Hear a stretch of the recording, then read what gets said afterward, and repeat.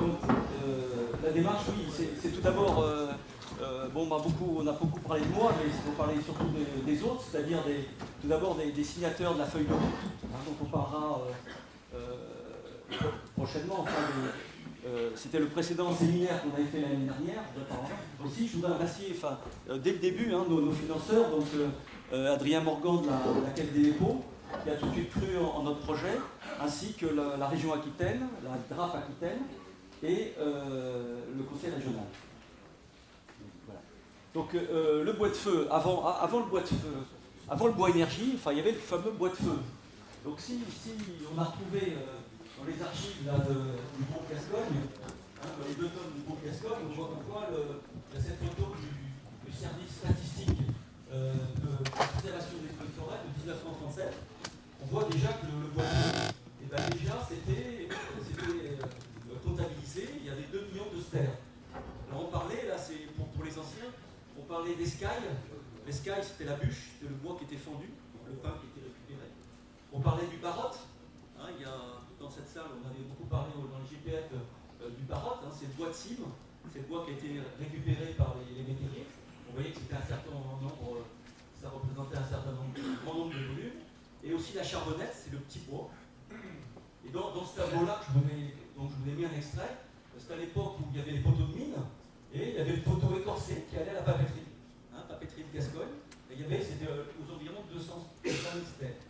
C'était très peu, le bois énergie avait toute sa réalité. Et vous voyez ici les usages, donc il y avait la consommation industrielle, hein, dit briqueterie, de la boulangerie, et aussi même les carburants, le gaz de bois. Hein, donc on voit que c'était, en 1937, on parlait beaucoup de bois de feu. Là ensuite, il y a le bois de chauffage, dont on a parlé aussi, là je vais aller rapidement. L'étude ressources estime à peu près, qui est sortie récemment, 1,4 million de mètres cubes par an en Aquitaine. Et on voit qu'il y a des démarches qualité qui se font. Donc il y a Christophe Prin dans la salle là, qui a eu l'initiative, Interbois Périgord, de lancer avec France Bois Bûche une démarche qualité pour essayer de limiter la pollution du bois qui est non séché, qui est brûlé non séché et mal conformé. Donc on lui souhaite bon vent. Cette réalisation se passe donc en 2014.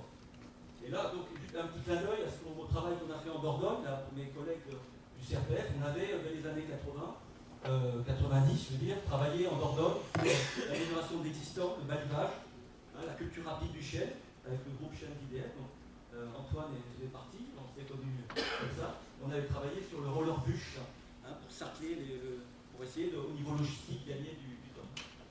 Après, bien sûr, il y a eu la plaquette forestière, donc on voit maintenant que cette plaquette est tout à fait normée. On voit la répartition classes d'humidité, les classes de granulométrie. Tout ça, ça devient maintenant, c'est normé. Il y a un référencement. Il y a aussi la plaquette PEFC, maintenant, on en parle beaucoup, des démarches qualité. Et là aussi, avec le CIM, hein, avec Antoine et puis Bruno, on travaille au niveau national sur un observatoire de prix. Voilà. Et c'est grâce à ça qu'on a pu passer des unités. Hein, alors la fiche unité, disait Richard, la fiche numéro 6, on va parler des fiches après, hein, numéro 6. On peut passer donc des mètres cubes apparents, hein, 10 mètres cubes apparents de plaquettes, à 50% d'humidité, ça fait 9 MWh. On sait avec l'humidité passer, et après même jusqu'à la tonne équivalent pétrole, c'est 8 tonnes équivalent pétrole. Donc aujourd'hui, c'est un marché en pleine évolution. On a parlé bois de feu, bois bûche, plaquettes.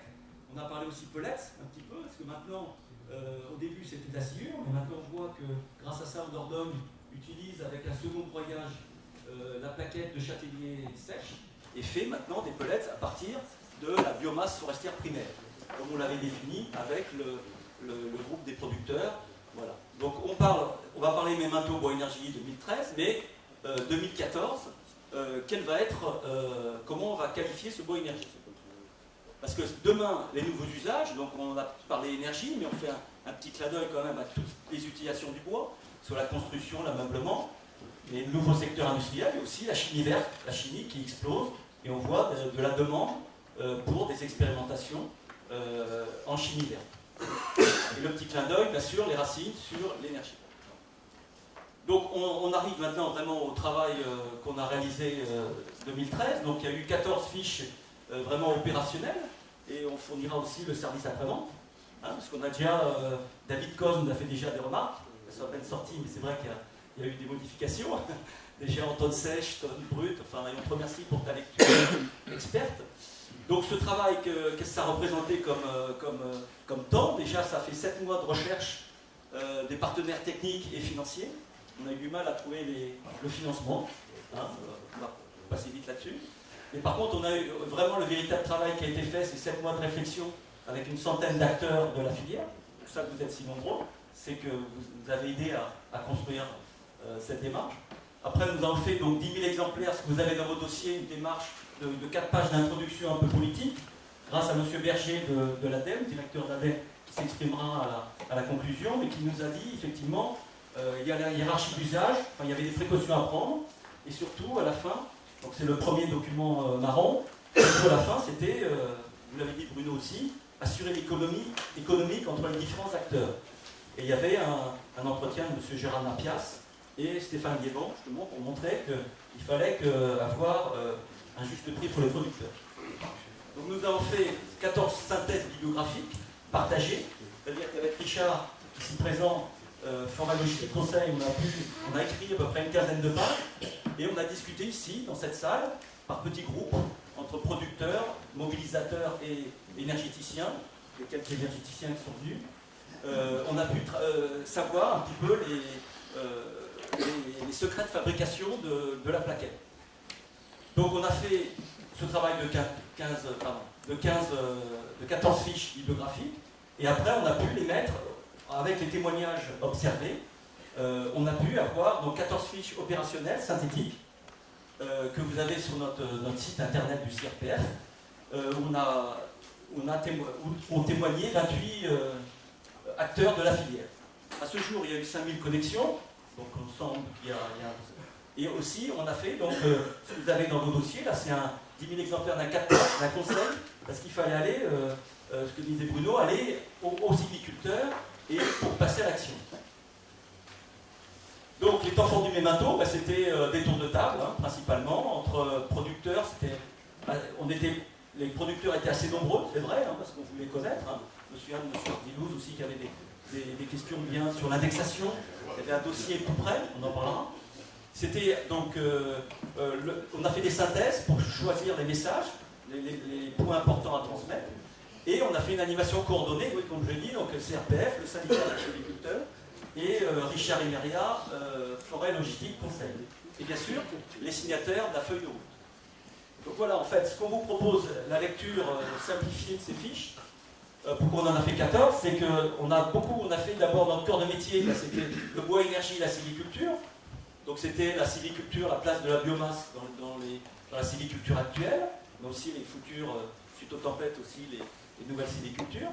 C'était la fertilité, là, on a travaillé avec l'UFC, avec le GIPATGRI aussi, sur ces questions de monitoring de l'environnement. On a travaillé sur l'économie de la sylviculture, avec la commission du syndicat et du CRPF, ainsi que notre ingénieur économiste Cécile Maris. Donc on a fait ces premières fiches, et après, on a un petit peu sorti de notre cœur de métier pour aller vraiment comprendre. Pour la plus utilisée, bah, c'est, comme disait Richard, l'unité de bois énergie. Ça, comment on passe de tonnes, stères, mégawatts, voilà, comment on arrive à jongler entre ces différents points. Et puis on a regardé comment structurer le marché pour être vraiment devenir expert en la matière. Donc trois fiches, un zoom sur 3 fiches, pour vous inciter à les voir. Donc à partir des synthèses bibliographiques, on a fait des fiches opérationnelles. Donc on a fait parler les acteurs, donc Bertrand Mata qui est là, chargé de mission aussi faible, c'est quand il n'y a pas d'animation, il n'y a pas de projet. Et effectivement, pour valoriser du bois énergie, il faut des hommes derrière, il faut au niveau de l'aval des animateurs bois énergie, mais aussi de l'amont. Et il y a Guillaume Farr on a pu mettre en place un plan de développement de massif pour travailler sur le bois supplémentaire, dont on parlera après.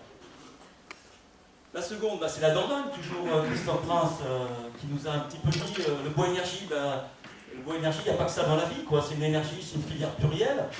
Donc là, effectivement, on a travaillé sur les caractérisations techniques et économiques, sur la production de bois énergie. On a travaillé, ça a déjà été dit, je vais être rapide, sur vraiment le chauffage domestique, l'aspect collectif, industriel, et aussi produit vraiment énergétique. Après, quand même, clin d'œil aux Pyrénées-Atlantiques, avec Arnaud Iribarren, sur l'indexation, parce que c'était la réunion la plus animée, hein, M. Ardilou.